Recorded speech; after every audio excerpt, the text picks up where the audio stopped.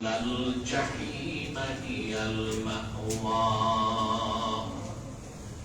যে ব্যক্তি দুনিয়াতে সীমা লঙ্ঘন করলো, দুনিয়ার জীবনকে আখিরাতের উপর প্রাধান্য দিল, হিসাব নিকাশের পর তারা বাসস্থল হবে জাহান্নাম। বলে নাউযুবিল্লাহ।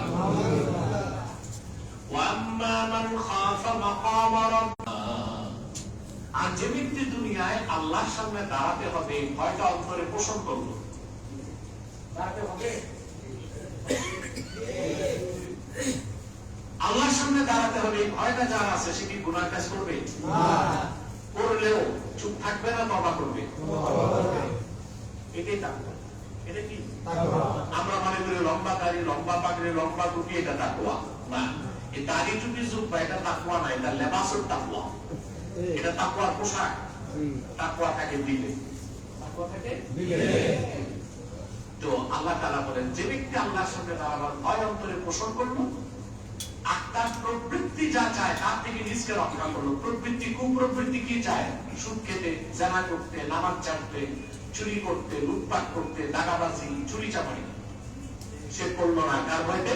আল্লাহ। ফাইনাল জাহিমা হিয়াল মাওয়া, তার আবাসস্থল হচ্ছে জাহান্নাম। বলে নাউযুবিল্লাহ। গন্তব্য কয়টা? ওই গন্তব্য এই ঢোলক করবো আছে কেন? মোবাইলে না। আমাদের রিংটোন গুলো ভালো হওয়া উচিত, যেন মসজিদেও অশোভনীয় না হয়। ঠিক না? অনেকে মোবাইলে রিংটোনদের রূপবানের গান, এটা নামাজ ঠিক থাকে না। আল্লাহ আমাদের সংশোধন হবার সুযোগ দেন। তার কথা খেয়াল করতেছেন? যখন আমরা জান্নাতে ঢুকবো কিংবা জাহান্নামে, সফর এখন সফর চলতেছে, সফর চলেছে, চলছে, চলবে। লাগবে কি? সম্পদ না সম্পদ? এখন সম্পদ কি কি আল্লাহ আপনাকে দিছে? দুনিয়ায় যত দিক তাকাবেন, মানুষ যা করে, সংসার, ব্যবসা, চাকরি বাকরি, রাজনীতি, অর্থনীতি, সমাজনীতি, লেনদেন, সবকিছু হচ্ছে 7টা জিনিসের জন্য। কয়টা জিনিস? মাত্র। আল্লাহ রাব্বুল আলামিন বলেন, যুকিনা লিন-নাসি হুব্বুশ শাহাওয়াতি মিনান নিসাই ওয়াল বানিনা ওয়াল কানাতিরিল মুকান্তারাতি মিনাদ যাহাবি ওয়াল ফিদ্দাতি ওয়াল খাইলিল মুসাওওয়ামাতি ওয়াল আন'আমি ওয়াল হারথ, যালিকা মাতাউল হায়াতিদ দুনিয়া ওয়াল্লাহু ইনদাহু হুসনুল মাআব। মানুষের জন্য সুশোভিত করা হয়েছে, চিত্তাকর্ষণীয় করা হয়েছে নারীর প্রতি টান। যুবকরা বলবে বিয়ে করি নাই, তো শুধু বউ নারী, মা কি নারী নাই? বোন, ভাগিনী, খালাবু, তারপর স্ত্রী। প্রত্যেকটা মানুষের নারীর প্রতি টান আছে, তার মার প্রতি টান আছে। বিয়ের পর স্ত্রীর প্রতি টান, মেয়ে হলে মেয়ের প্রতি টান আছে তো। আল্লাহ তাআলা বলেন মানুষের জন্য সুশোভিত করা হয়েছে নারীর প্রতি টান, সন্তানদের আকর্ষণ, সুবহানাল্লাহ, সন্তানদের ভালোবাসা, নারীর প্রতি ভালোবাসা, কারি কারি সোনা রূপা, কারি কারি কেন্তার বলা হয় আরবিতে 1 লক্ষ স্বর্ণ মুদ্রাকে বলা হয় এক কেন্তার। কত? 1 লক্ষ স্বর্ণ মুদ্রাকে বলা হয় এক কেন্তার। আল্লাহ বলেন কারি কারি সোনা রূপা, সুবহানাল্লাহ। তারপরে নির্বাচিত ঘোড়া, গৃহপালিত পশু, পছন্দশীল ঘোড়া আর কৃষি, এই সব কিছুকে মানুষের জন্য সুশোভিত করা হয়েছে, চিত্তাকর্ষণীয় করা হয়েছে। এগুলো আছে বলে মানুষ চাকরিতে যায়, ব্যবসা করে, সংসার করে, খামারে যায়, ফ্যাক্টরিতে যায়। এগুলোকে কন্ট্রোল করতে ক্ষমতার লিপ্সা আসে, তখন মানুষ রাজনীতি করে, মন্ত্রী হয়, প্রধানমন্ত্রী হয়, এমপি হয়, সব এই 7টাকে কেন্দ্র করে। এই 7টাকে কেন্দ্র করে, এই 7টা হচ্ছে সম্পদ। এগুলো কি সম্পদ? আমাদের লাগবে কি সম্পদ। এইগুলো সম্পদ, এগুলো লাগবে, প্রয়োজন যতটুকু ততটুকু, কিন্তু আসল লাগবে কোনটা? আল্লাহ তাআলা তারপর বলেন কুল আউনাব্বিউকুম বিখাইরিম মিন যালিকুম লিল্লাযীনা তাকাউ ইনদা রাব্বিহিম জান্নাতুন তাজরি মিন তাহতিহাল আনহারু খালিদিনা ফিহা ওয়া আযওয়াজুম মুতাহহারাতুন ওয়া রিদওয়ানুম মিনাল্লাহ। আল্লাহ রাব্বুল আলামিন বলেন, হাবিব আমার মুহাম্মদ সাল্লাল্লাহু আলাইহি ওয়াসাল্লাম, এই 7টা জিনিসকে সুশোভিত করা হয়েছে মানব জাতির জন্য। তবে মানব জাতির মধ্যে যারা ঈমানদার, আল্লাহকে ভয় পায়, তাদেরকে আপনি বলুন, আমি কি তোমাদেরকে এই সব কিছুর যে উত্তম যেটা আল্লাহর কাছে আছে, যারা আল্লাহকে ভয় পায় তাদের জন্য তা বলবো নাকি? সেটা হচ্ছে তাদের জন্য আল্লাহর কাছে রয়েছে অসংখ্য জান্নাত, যে জান্নাতের নিচ দিয়ে স্বচ্ছ পানির নহর প্রবাহিত আছে। আর রয়েছে তাদের জন্য আল্লাহর কাছে অসংখ্য পবিত্র স্ত্রী। বলেন সুবহানাল্লাহ। যে বিষয়টিকে কেন্দ্র করে কথা বলছি, আমাদের লাগবে সম্পদ না সম্পদ? সম্পদ লাগবে, হালাল ভাবে যতটুকু পাই, খাই খাই করা যাবে না।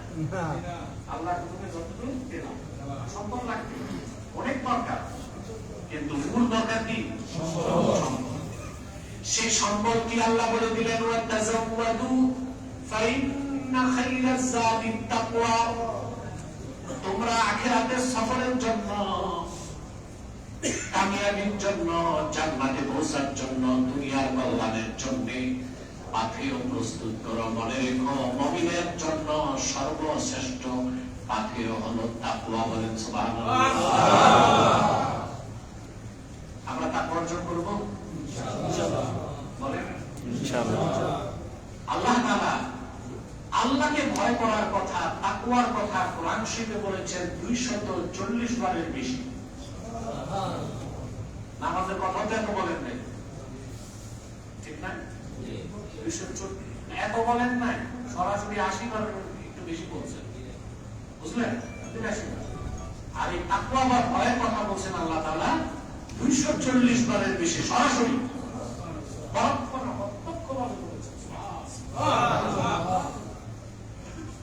আল্লাহকে বান্দা যখন ভয় পায় আর খারাপটা ছেড়ে দেয়, তাকে বলে তাকওয়া। শব্দটার উৎপত্তি ওয়াকায়া থেকে, ওয়াকায়া, ওয়াকায়া মানে বাঁচা, ডিফেন্স। এটা কি? ডিফেন্স, প্রতিরক্ষা, বাঁচা। বান্দা আল্লাহকে ভয় করে গুনাহ থেকে বাঁচবে, আল্লাহ বান্দাকে জাহান্নাম থেকে বাঁচাবে।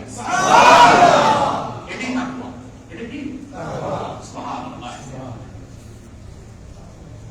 ঈমান আনার পরে ব্যক্তির পরিচয় হয় মুমিন। ইসলামে পরিপূর্ণ প্রবেশ করার পর তার নাম হয় মুসলিম। এই জন্য আল্লাহ রাব্বুল আলামিন কোরআন কারীমে ঈমানের কথা বলেছেন প্রথম, তারপরে বলেছেন ইসলামের কথা। কোরআন কারীমের কথা আল্লাহ রাব্বুল আলামিন কাফের মুশরিককে মুসলিম হতে বলেন নাই, মুমিন হতে বলেছেন। আর মুমিনদেরকে আল্লাহ রাব্বুল আলামিন ইসলামে প্রবেশ করে মুসলিম হতে বলেছেন। সুবহানাল্লাহ। কাফের মুশরিকদের বলেছেন ঈমান আনো, মুমিনদের বলেছেন ইসলামে ঢুকো। তাই কি? তারপরে কোরআনে হাকিমে তিনি বলেন, ইয়া আইয়ুহাল্লাযীনা আমানু দুখুলু ফিস-সিলমি কাফা ওয়া লা তাত্তাবি'উ খুতুওয়াতিশ শাইতান ইন্নাহু লাকুম আদুউম মুবিন। আল্লাহ রাব্বুল আলামিন ইমানদারগণ, বিশ্বাসীগণ, তোমরা পরিপূর্ণভাবে ইসলামে প্রবেশ করো। কাফেরদের বলছেন না মুমিনদের? সেজন্য আগে ঈমান, আগে কি ঈমান হলে মুমিন। পরিপূর্ণ আনুগত্য প্রদর্শন করলে, আল্লাহ তাআলা রাসূলের পরিপূর্ণ আনুগত্য প্রদর্শন করলে, মানে শরীয়ত পুরাটা মানলে সেটা ইসলাম। ব্যক্তির নাম মুসলিম, ব্যক্তির নাম মুসলিম। এখন ঈমান আনার পরে মুসলিম হতে মাঝখানে লাগে তাকওয়া। কি লাগে? তাকওয়া। সেজন্য আল্লাহ রাব্বুল আলামিন বলেছেন, ইয়া আইয়ুহাল্লাযীনা আমানু তাকুল্লাহা হাক্কা তুকাতিহি ওয়া লা তামুতুন্না ইল্লা ওয়া আনতুম মুসলিমুন। আল্লাহ রাব্বুল আলামিন বলেন, হে ঈমানদারগণ, আমি একজনকে বলছি আস্তে বলতেন, সব চুপ হয়ে গেছে। এত চুপ থাকলে তো হবে না, আমার সাথে কমিউনিকেশন রাখতে হবে। এই ভাই একটু খুব জোরে, খুব বেশি তো জোরে বলছে, আপনি চিন্তা আসতে সব চুপ হয়ে গেছে। আমি কি রিসেট বাটন টিপতেছি নাকি? এই অবস্থা কেন? কিছু জবাব দিবেন, তাই বুঝবো আপনারা ঘুমাচ্ছেন না। এই তো 10 মিনিট পর দোয়া করে দিচ্ছি ইনশাআল্লাহ। প্রিয় ভাইরা, আল্লাহ তাআলা বলেন, ঈমানদারগণ, আল্লাহকে ভয় করা যথাযথভাবে, আর পরিপূর্ণ মুসলিম না হয়ে মৃত্যুবরণ করো না। ঈমান আর ইসলামের মাঝখানে আল্লাহ কি রাখছেন? তাকওয়া। তার মানে হচ্ছে কালেমাকে বিশ্বাস করার পরে, কালেমাকে স্বীকার করার পরে, আপনি মুমিন হয়ে যাবার পরে পরিপূর্ণ মুসলিম হিসেবে যদি মুত্তাকি আল্লাহওয়ালা হতে চান, আপনাকে তাকওয়া ভিত্তিক জীবন যাপন করতে হবে। ইসলাম হচ্ছে আনুগত্য। ইসলাম কি? যে আল্লাহকে ভয় পায়, শরীয়তের একটা বিধান ছাড়বে? কথা বলে ছাড়বে না। সে শরীয়তের হালাল গুলো গ্রহণ করবে, হারাম গুলো ছেড়ে দেবে। এটাই তো তাকওয়া। এটা কি তাকওয়া? এই তাকওয়া যার ভিতরে চলে আসবে, আল্লাহ তার দাম বাড়ায় দেন। যে সমাজে, যে রাষ্ট্রে অফিসারদের মূল্য আছে, মন্ত্রী এমপিদের মূল্য আছে, তাকওয়াবানদের মূল্য নাই, ওই রাষ্ট্র কখনো সফল রাষ্ট্র হইতে পারে। আমাদের দেশে মূল্য কাদের? অফিসারদের। অফিসারদের। ডিসিএসপি দেখলে মানুষ একটু কাপাকাপি করে, ঠিক না? ডিআইজির কাছে যে বসতে ভয় পায়, মন্ত্রী এমপি দেখলে পিছনে দৌড়ায়। সাধারণ জনগণ দেখবেন, ভালো একজন আলেম দেখলে সালাম দিতে সংকোচ বোধ করে। ওনারা সালাম দিলে কি হবে আমার? বোঝা যাচ্ছে সমাজে আল্লাহর কাছে যাদের দাম, তাদের মূল্য যদি সমাজ ও রাষ্ট্র না দেয়, ওই সমাজ ও রাষ্ট্র কখনো সফল রাষ্ট্র হতে পারে না। আল্লাহর কাছে দাম কার বেশি? যার বংশ বড়? টাকা বেশি? ক্ষমতা বেশি? জনসমর্থন বেশি? আল্লাহ রাব্বুল আলামিন বলেন, ইয়া আইয়ুহান নাসু ইন্না খালাকনাকুম মিন যাকারিন ওয়া উনসা ওয়া জাআলনাকুম শুউবান ওয়া ক্বাবাইলা লিতাআরাফু ইন্না আকরামাকুম ইনদাল্লাহি আতকাকুম। আল্লাহ রাব্বুল আলামিন বলেন, ওহে মানব জাতি, আমি তোমাদের সৃষ্টি করেছি একজন পুরুষ থেকে আর একজন নারী থেকে, অতঃপর তোমাদেরকে বিভিন্ন গোত্র এবং বংশে আমি বিন্যস্ত করে দিয়েছি। জেনে রেখো, আল্লাহর কাছে তার মর্যাদা বেশি যার অন্তরে আল্লাহর তাকওয়া বেশি। আল্লাহর কাছে কার দাম বেশি? তাকওয়া বেশি। আল্লাহর ভয় যার অন্তরে বেশি, আল্লাহর কাছে তার মর্যাদা তত বেশি। আর আমাদের সমাজের রাষ্ট্রে আল্লাহর ভয় যার বেশি, এর দাম কম নেই আপনার। এই জন্য আমরা শুধু বারে বারে ঠকি।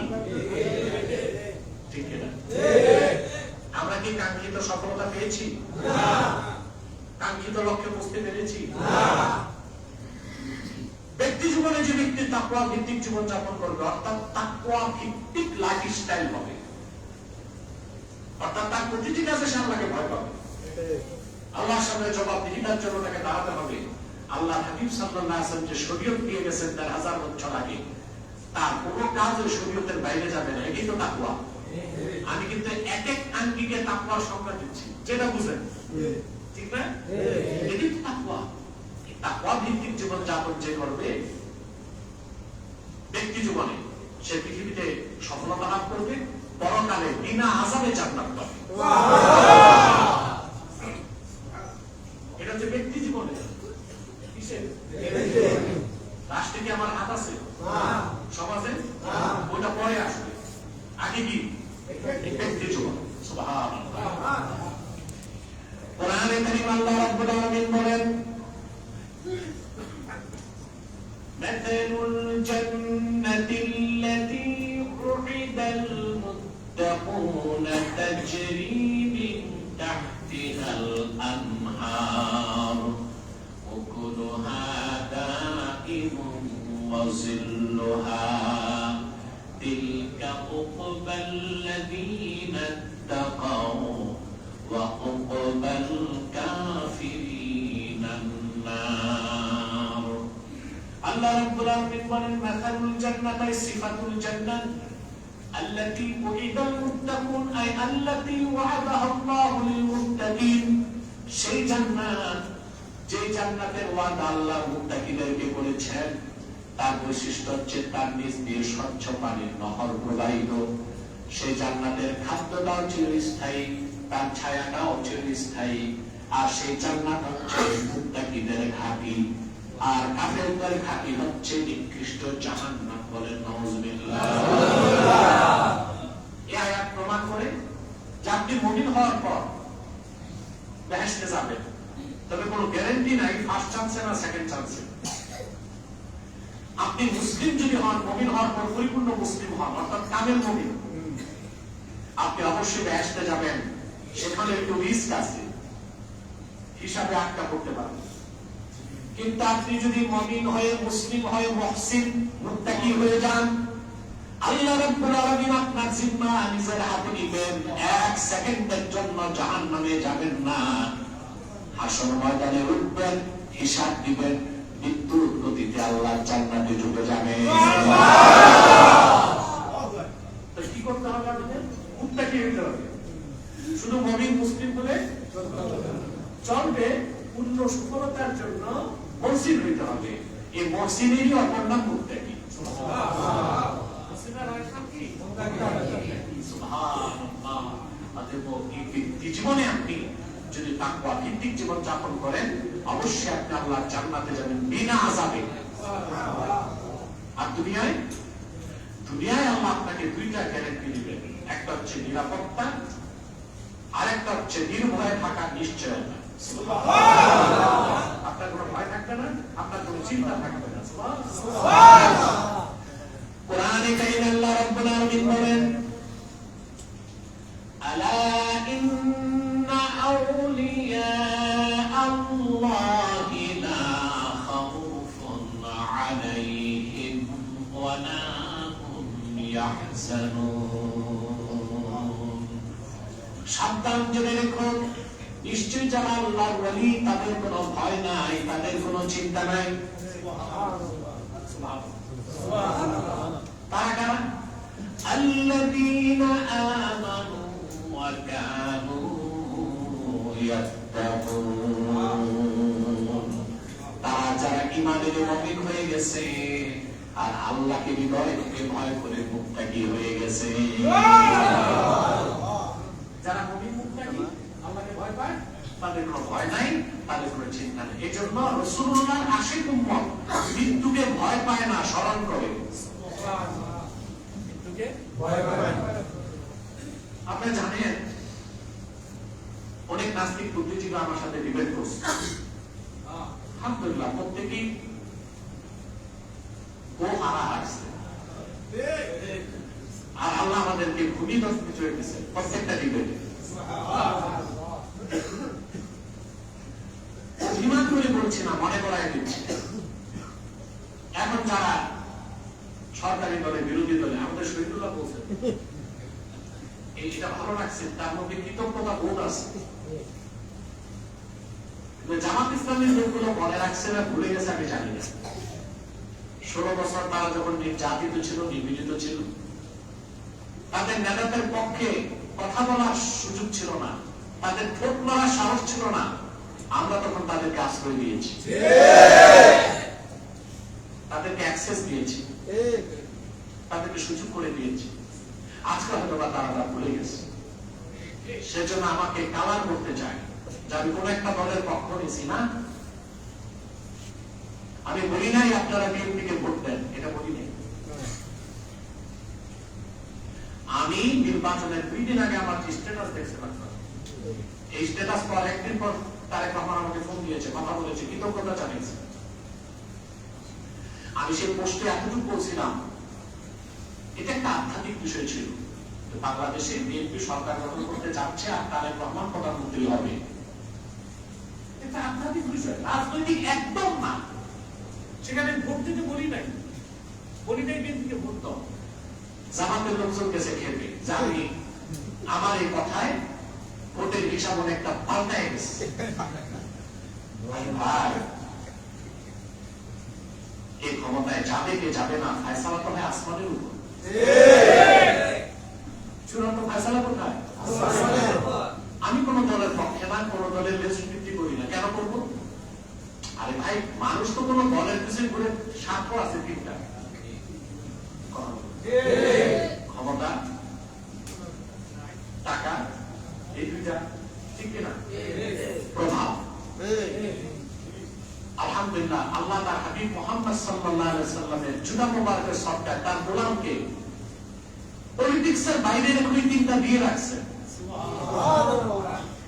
আমাকে প্রত্যেকটা দলের পক্ষ থেকে ইঙ্গিত দেওয়া হয়েছে না আমি নির্বাচন করবো না, 1 টাকাও আমার লাগতো না, আমি চাই নাই। কারণ আমি গণতন্ত্রের আদর্শে বিশ্বাস করি না, আমি খেলাফায় বিশ্বাস। হ্যাঁ, অন্যরা করবে, যাদেরকে দেখবো দিনের পক্ষে সাহসিকতা করবো, দেখবো দিনের বিপক্ষে বাধা দিব। আমার তো এগুলো হাতের নাগালে ছিল, পকেটে ছিল, কিন্তু আমি আখিরাতকে নষ্ট করি নাই। আল্লাহ আমাকে ভালো রাখছে। দুঃখের কথাটা ফাঁকি দিয়া বললাম। তো শাহরিয়ার কবির যখন আমার কাছে এনেছিল, পরাজিত হয়েছিল, শুনছেন না? শাহরিয়ার কবির মুরগি চোরা পড়েছে, এই যে টাক মাথা, জেলে আছে, জেলে আছে। তো সে পরাজিত হওয়ার পর ইজিএফআই থেকে, এনএসআই থেকে, সবগুলো গোয়েন্দা সংস্থা থেকে আমাকে বলা হলো আমি যেন রাতে কোথাও না যাই, আমার চলাফেরা হবে দিনে। আর সবসময় আমাকে তখন ঘুম বেড়ে গেছে, ঘুম 3টা গাড়ি যেন থাকে, মাঝখানে আমি, সামনে একটা পিছনে একটা। আচ্ছা বলেন, গোয়েন্দাদের এই রিকোয়েস্ট রাখতে গেলে ওয়াজ মাহফিল আর করা যায়?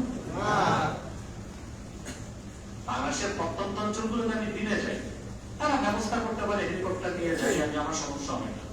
রাতের প্রোগ্রাম গুলো শহর ভিত্তিক করি, কিন্তু মাঝে মধ্যে কিছু মহব্বতের মানুষ এসে ধরে, রাতেও আমাকে প্রত্যন্ত অঞ্চলে যেতে হয় এবং এখনো নৌকাতে উঠতে হয়।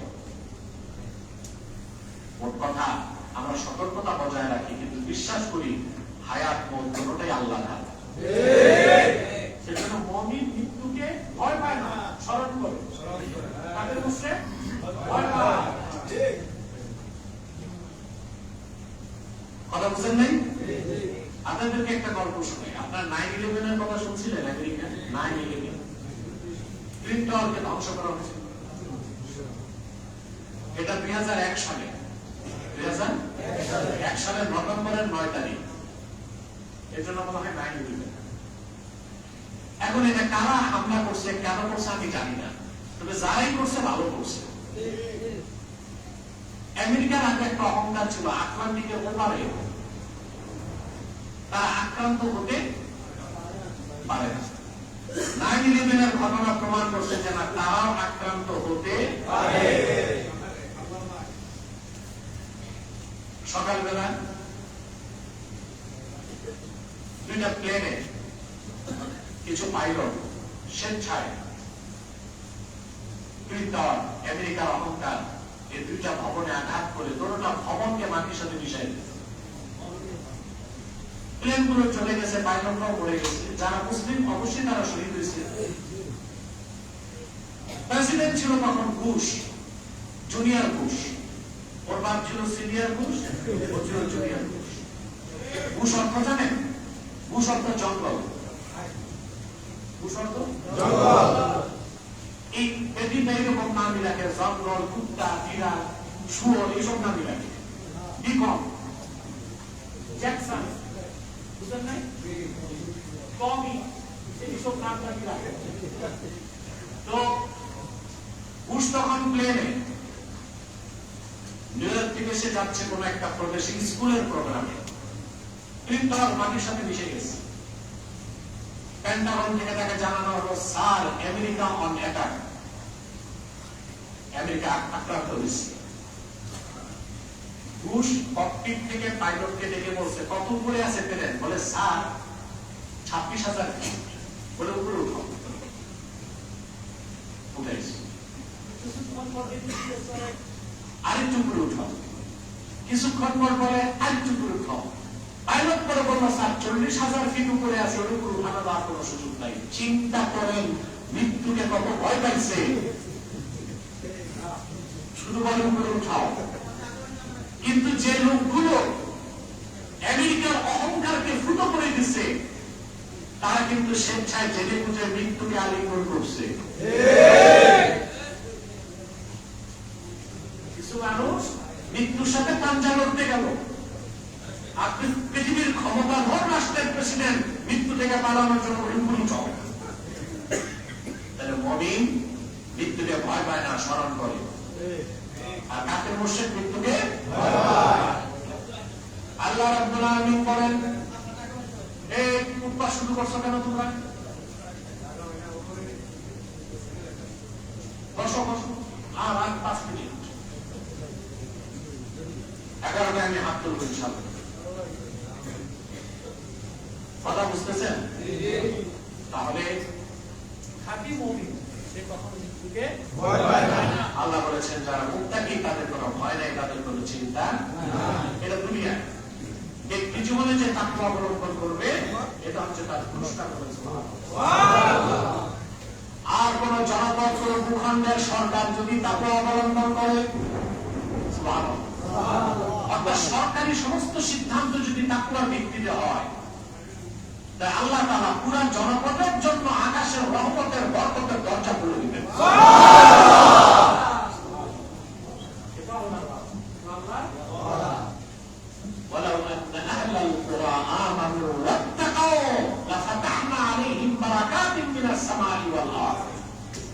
যদি জনপদের মানুষগুলো ঈমান আনে আর তাকওয়া অবলম্বন করে, আমি আকাশ ও জমিনের বরকতের দরজাগুলো তাদের জন্য খুলে দিব। তাহলে তাকওয়ার চর্চাটা হতে হবে ব্যক্তি জীবনে, তাকওয়ার চর্চা হতে হবে সমাজ জীবনে, তাকওয়ার চর্চা হতে হবে রাষ্ট্র জীবনে।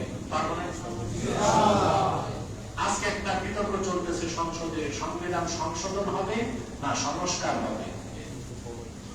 খুব বিতর্ক চলতেছে। আমি মনে করি এই বিতর্কটা এখন না করাই উচিত। কারণ বিধ্বস্ত একটা দেশ আপনারা পেয়েছেন, যার অর্থনীতি বিধ্বস্ত, রাষ্ট্রনীতি ত্রুটিপূর্ণ, আইন কানুনের ঠিক ঠিকানা নাই, অসংখ্য মানুষ নির্যাতিত নিপীড়িত হয়েছে, বিচারের অপেক্ষায় কান্না করতেছে। এই মৌলিক কাজগুলো বাদ দিয়া সংশোধন হবে না সংস্কার হবে, এই বিতর্কে কেন গেলেন? যারা সংশোধন চায় তাদেরও সদিচ্ছা আছে, যারা সংস্কার চায় তাদেরও সদিচ্ছা আছে, কিন্তু কেউ সংবিধান পরিবর্তন তো চায় না। যারা সংস্কার চায় তারা বলতেছে সংবিধানের মূল ঠিক রেখে সংস্কার চাই। তাতে আমার মনে হয় সংশোধন করলেই সংস্কারের কাজটা হয়ে যায়। সংবিধান যদি মূলটা ঠিক থাকে, তাহলে সংস্কার কি সংশোধনের মাধ্যমে করা যায় না? যদি দাবি হতো গোটা সংবিধানকে বদলাতে হবে, তাহলে বিষয়টা আরেক রকম চিন্তা করা। একটা বই লেখার পর লেখক সম্পাদককে দিচ্ছে, তো সম্পাদক সংশোধন করবে কি, বানান ঠিক করবে, তারিখমা ঠিক করবে। সংস্কার কি? সংস্কার হচ্ছে কিছু পরিচ্ছেদ অধ্যায় বাদ দিলে কিছু ঢুকাবে। তো দেখা যায় দ্বন্দ্বটা খুব বেশি না, বেশি না। যদি দাবি এটা হতো বিরোধী দলের যে আমরা সংস্কার না সংবিধানের মৌলিক পরিবর্তন চাই, তাহলে বিষয়টা ভিন্ন হতো। ঠিক কিনা? আমি কেন বললাম যে সারা পৃথিবীতে এই গ্লোবালাইজেশনের কারণে পৃথিবীর বিভিন্ন অঞ্চলের স্ট্র্যাটেজিক হিসাব বদলায় যাচ্ছে। এখন তেলের সংকট, এখন দরকার ট্রেজারি বেঞ্চ আর অপোজিশন দল মিলে তেল সংকটের সমাধান করা। তেলের কারণে তো কি হবে জানেন? শুধু গাড়ির চাকা বন্ধ হবে না, কলকারখানা বন্ধ হবে, বিদ্যুৎ উৎপাদন বন্ধ হবে, সার উৎপাদন বন্ধ হবে, তখন বাজার শূন্য, হসপিটালে রোগী মরবে, উৎপাদন বিপণন আমদানি রপ্তানি ব্যাহত হবে, ইনফ্লেশন হবে। ইনফ্লেশন হচ্ছে মুদ্রাস্ফীতি, অর্থাৎ লাখ লাখ টাকা থাকবে কিন্তু দেখা যাবে 1 লাখ টাকা দিয়ে 10 বস্তা চাউল কিনতে হবে। দেশটা ধ্বংস হয়ে যাবে। অতএব ট্রেজারি বেঞ্চ, অপোজিশন বেঞ্চ মিলে আমি মনে করি তেল সংকটের মোকাবেলা করা দরকার। আর যদি এই একটা প্রশ্ন সংশোধন আর সংস্কার এটা যদি আন্দোলনের রূপ নেয়, তাহলে কিন্তু মাইক খাইতে কেউ কম খাইবেন না। পরাজিত প্রকৃত শক্তি অপেক্ষায় আছে, সুযোগের অপেক্ষায়। সুযোগ যদি আপনারাই দেন, এমন ডলা দিবে মাটির সাথে মিশে যাবে। অথবা নিজেরা দ্বন্দ্ব না করে সমঝোতার ভিত্তিতে দেশটাকে সুন্দরভাবে চালান, এটা আমাদের প্রত্যাশা। আর প্রতিটি ক্ষেত্রে তাকওয়াকে প্রাধান্য দিতে হবে এবং শিক্ষা ব্যবস্থাটা বদলাতে হবে। এটা হতে হবে তাকওয়া ভিত্তিক। ঠিক কিনা? সংবিধান পরিবর্তনের ক্ষেত্রে তাকওয়াকে প্রাধান্য দিতে হবে, হবে কিনা? পররাষ্ট্রনীতির ক্ষেত্রে তাকওয়াকে প্রাধান্য দিতে হবে। শরীয়তের বিধানকে সামনে রেখে আমরা যদি চলতে পারি, একটা সফল রাষ্ট্র আমরা গঠন করতে পারবো। ইসলামী রাষ্ট্র প্রতিষ্ঠার আগেও এটা আমাদের মাথায় রাখতে হবে। আর এই দেশের মানুষের স্বপ্ন বাংলাদেশ শরিয়া আইনে চলবে। আমরা কথা বলছি, হয়তো আমরা দেখবো না, ন্যায়বিক বা বয়ান থেকে যাবে, পরবর্তী প্রজন্ম তা দেখবে ইনশাআল্লাহ।